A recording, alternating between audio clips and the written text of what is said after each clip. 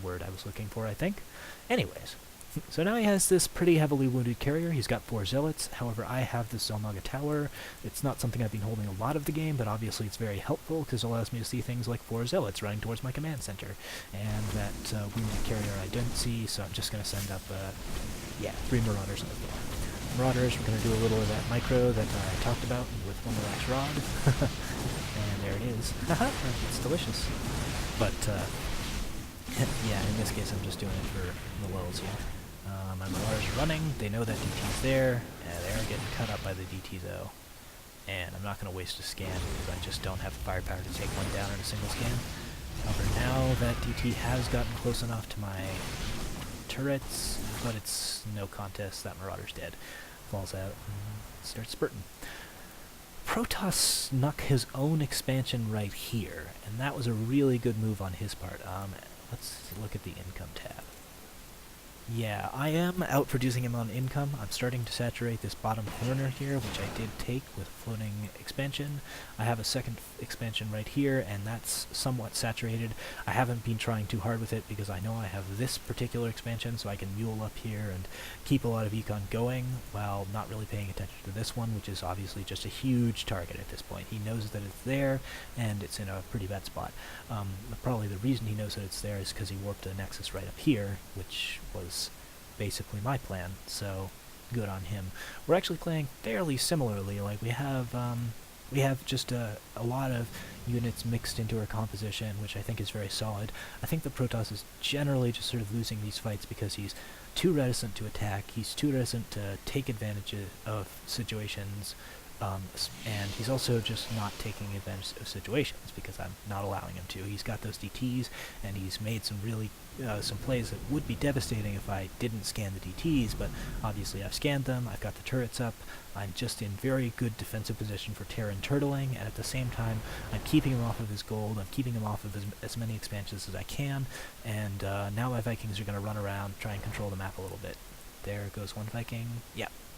I am now, of course, scouting for that extra expansion. I know that he can't hold this expansion for very long, and once he does, he will be starved out, because if I keep trading armies with him while expanding, that's really just one good way to win a game. You don't necessarily have to destroy your opponent, you just have to keep him off of all of the mining expansions and continue to trade armies with him so he never gets a good enough army to really just crush you in one blow. At some point he has to make a play, or he has to just quit, so yeah.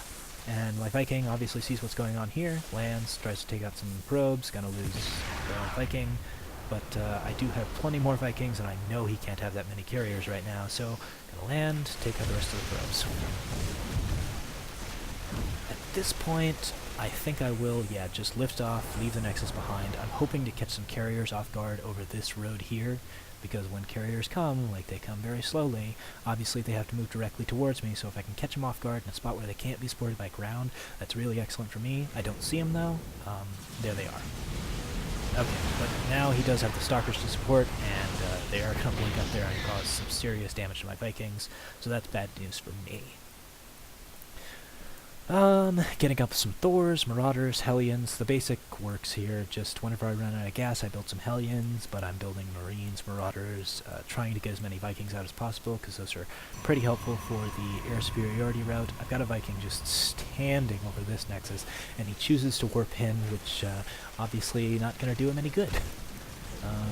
So now I get to see his full army just because this one Viking is standing here. He's going to lift off a Viking, which is irony in many forms. And I'm going to send my Marauders up because a small group of Marauders, if you know where the army is, 4 Marauders can easily take down a Nexus if they stem up. Usually you put them in a dropship to do that, but whatever. I'm going to attack you somewhere here first, which is the smartest play, but hey. And now, while my Marauders are up top here, I actually know for a fact that he's moving his forces down. And I can still see it with that one Marine. Again, the Zelnaga tower is so incredibly useful.